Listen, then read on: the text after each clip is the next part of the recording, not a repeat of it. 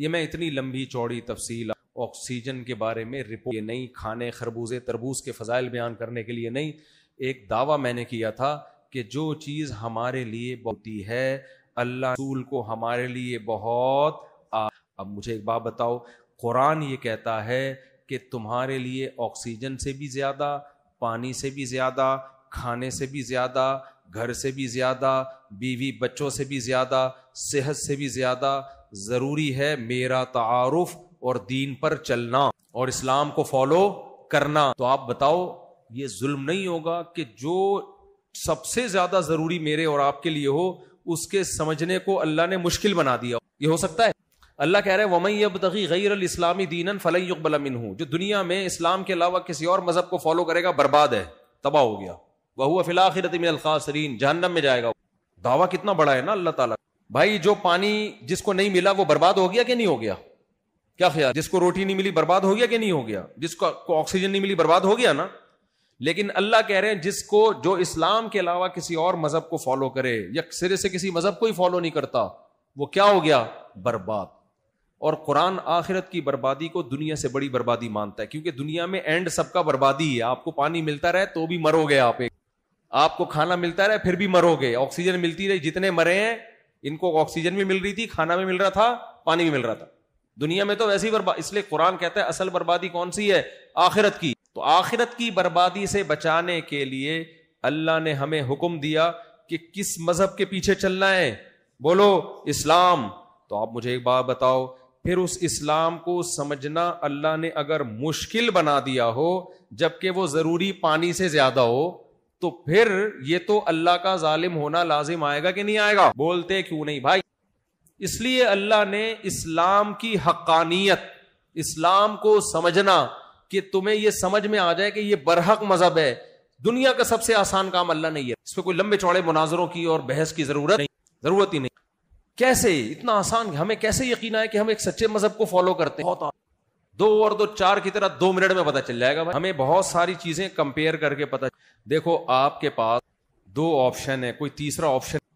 میں ایک آسان مثال سے بات، ایک بہت بڑا پتھر رکھا ہو، آپ نے دیکھا کہ 2 بندے بیٹھے اور پورا ہال چاروں طرف سے بند ہے، 2 بندے بیٹھے ہوئے، ایک بہت باریک سا اور ایک بہت موٹا تازہ آپ پانی پینے کے لیے گئے، واپس آئے تو دیکھا وہ پتھر کسی نے اٹھا کے باہر، اپنا کرین آنے کی جگہ اندر ہے بھائی، نہ کوئی جادوگر بیٹھا ہوا ہے وہاں۔ آپ یا تو اپنے آپ کے چماٹے مارو گے، بولو گے یار میں خواب تو نہیں دیکھ رہا، اتنا بڑا پتھر یہاں رکھا ہوا تھا اور اٹھا کے تھوڑی دیر میں کس نے کہاں کر دیا؟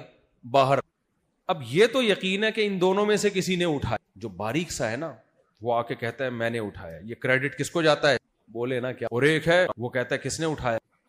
اب کوئی کہے کہ یہ فیصلہ کرنا یہ بہت مشکل کام ہے، اس کے لیے بڑے بڑے ماہرین بلائے جائیں گے، ڈیبیٹ ہوگی، ٹاک شاک ہوگی، بڑے بڑے فلاسفر بیٹھیں گے، انویسٹیگیشن کی جو ٹیمیں ہوتی ہیں وہ آئیں گی، امریکہ اور جاپان سے ٹیمیں آ کے فیصلہ کریں گی کہ یہ پتھر اس نے اٹھایا، یہ اس نے اٹھایا، بڑی راکٹ سائنس چلے گی، یہ ناسا والوں سے رابطہ کرنا پڑے گا۔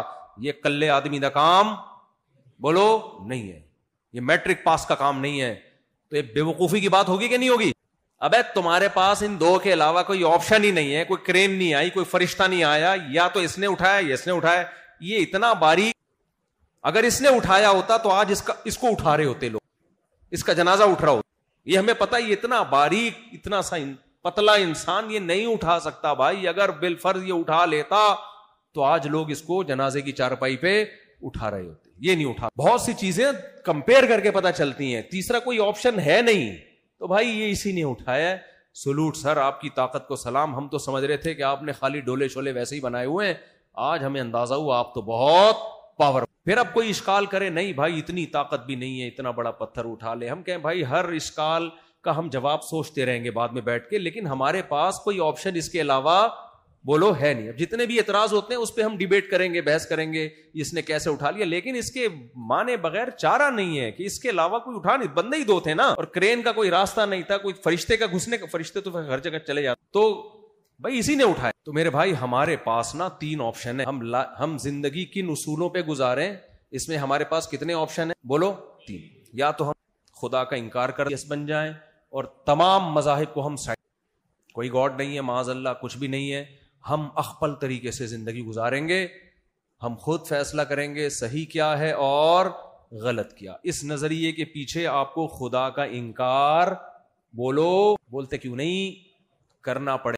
اور اگر آپ خدا کو مانتے ہو, بھائی یہ بات سمجھ میں نہیں آتی, جس نے ساری کائنات بنا دی اور انسان کو ایسے ہی چھوڑ دیا, کوئی مقصد کے بغیر پیدا کیا, بس جو مرضی کرتے پھرو, تو پھر ہمیں کسی خدائی مذہب کو, دین کو ماننا پڑے گا کہ خدائی تعلیمات کس کے پاس.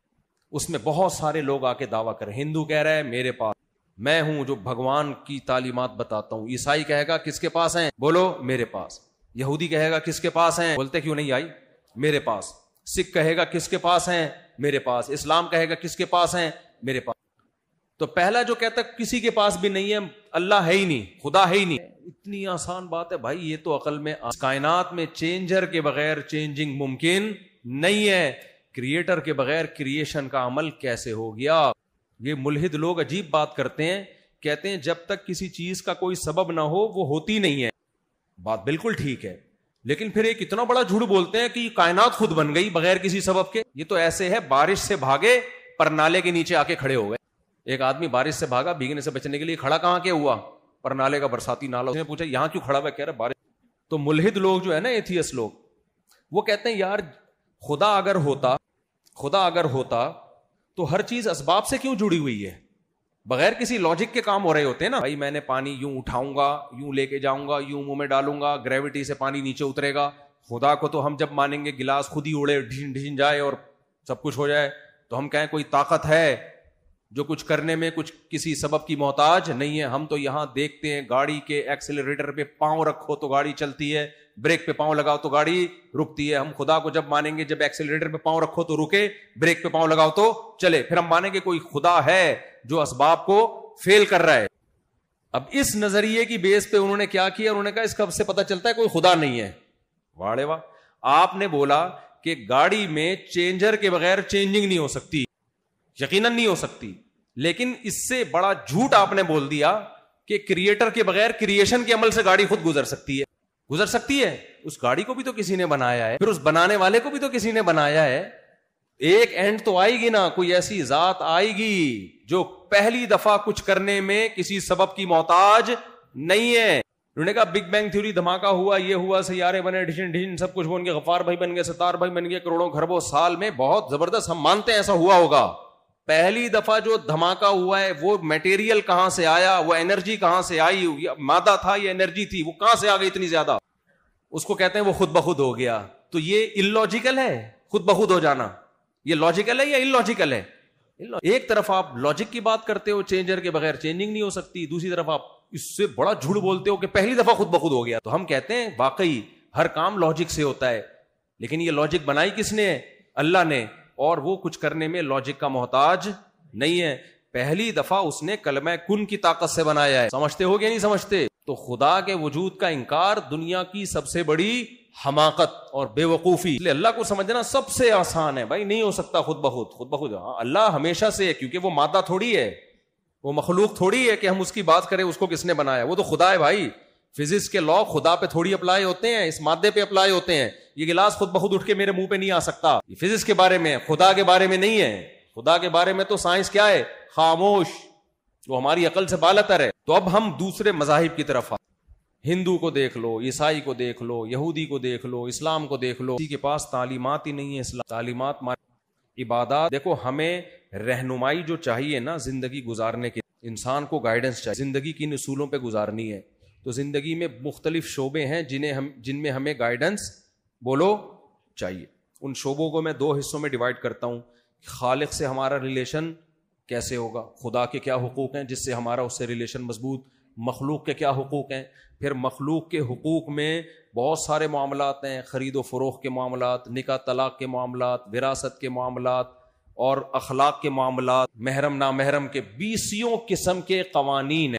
غیر مسلموں کے پاس مذہب کے حوالے سے اس میں کوئی گائیڈنس. تو اللہ کا دین ایسا ہو سکتا ہے جو ہدایت ہی نہ دے رہا. آپ آئے, آپ نے کہا کہ میں تمہیں بتاتا ہوں کہ زندگی کیسی گزاری جائے. ستار بھائی کہتے نہیں میں تمہیں بتاؤں گا زندگی کیسے گزارنی ہے, کیا اصول ضابطے کیا ہیں. وسیم بھائی نے کہا ابے چھوڑو ان سب کو, میں تمہیں بتاؤں گا کہ زندگی گزارنے کے اصول کیا ہیں. ہم نے پہلے ستار بھائی سے پوچھا آپ کے علاوہ, تو ستار بھائی کی جیب سے کچھ نکلا ہم کہتے ہیں بتاؤ بھائی خدا سے ریلیشن کے لیے کیا کرنا ہے, مخلوق سے ریلیشن کے لیے کیا کرنا ہے, تجارت کیسے کرنی ہے, نکاح طلاق کے کیا کام ہے.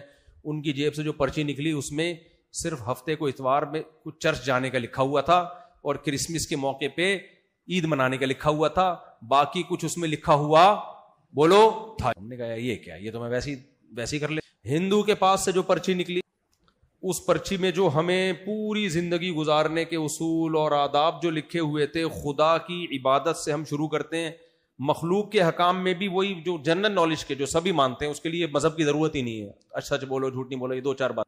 خدائی حکام کیا ہے؟ خدائی حکام یہ ہے کہ فلاں مندر میں جانا ہے آپ نے, اور ایک بت ابھی نیا کوئی بھگوان ہے جو اتنا مہنگا ہے وہ ابھی آیا ہے, اس کے بارے میں رپورٹ یہ ہے کہ اس کی عبادت کی جائے تو اولاد میں خدا ہے جو مجھے میرے ہاتھ سے بنائی ہوئی چیزوں کے سامنے جھکنے کا بولو حکم. یعنی ایسے ہو گیا جیسے ابا بادشاہ ہوں اور آپ شہزادے ہو, اور ابا آپ کو چپڑاسی لگا رہے ہوں کسی بیچارے بھنگی کے گھر.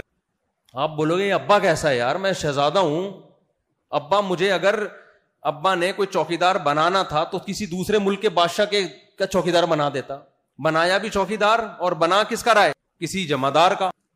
انسان تو سب سے افضل مخلوق ہے بھائی. خدا کہہ رہا ہے کہ جا کے یہ جو پتھر سے تم نے بنایا ہے, یہ یہاں جڑا ہوا ہے, اس کے سامنے جا کے جھکو, سجدہ کرو. خدا یہ کہہ سکتا ہے؟ کامن سینس کی بات ہے, یہ تو ہماری توہین ہے بھائی. الہم ارجل یمشون بہا, قرآن کہہ رہا ہے یہ جو بھگوان ہیں تمہارے جو پتھر کے بنے ہوئے, کیا ان کے پاؤں ہیں جن سے چل سکتے ہیں؟